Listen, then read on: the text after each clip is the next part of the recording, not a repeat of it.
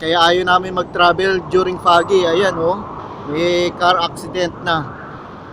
Nasa unahan namin kanina yan, may car accident. Tapos, yung tumigil kami, ayun, bumangga yung isang sasakyan sa may unahan namin. Mabuti, hindi kami ang nabangga nun. Pero, ayan, nakataubin sa sakyan, oh. Nakataubin sa sakyan.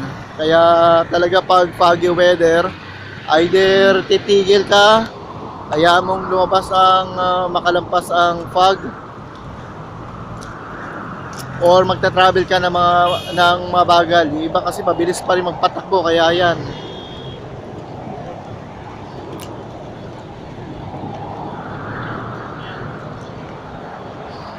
Nakakatakot. Kaya dito kami, tumabi kami tinabi namin yung sasakyan namin, andiyan dyan ang sasakyan namin. Ibang mga tao tumigil doon. Ayun. Ayan, nagka-traffic tuloy dito. Kaya yung sasakyan nakataob. Tapos meron pang mga sasakyan na nandoon. Nabangga rin. Ang apat na higit.